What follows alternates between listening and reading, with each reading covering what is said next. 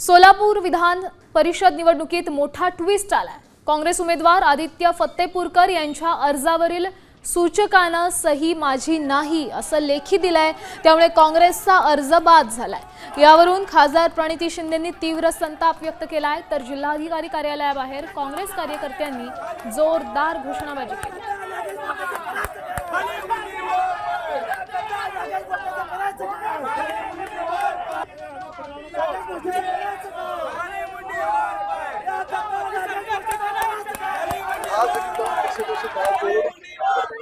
पण एक कमी पडला म्हणून खोटी सही केली, खोटी सही करायला हरकत घेतली।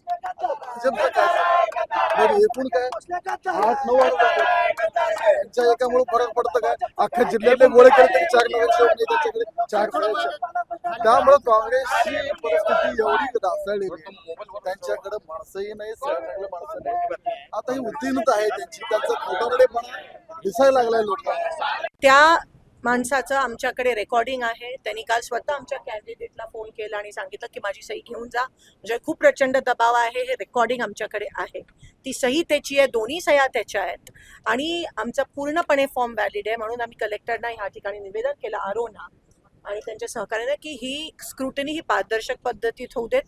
जर त्यांच्याकडे बहुमत आहे तर त्यांना भीती कसली आहे? काय सिद्ध करायचं गुंडागर्दी तुम्ही प्रयत्न करताय?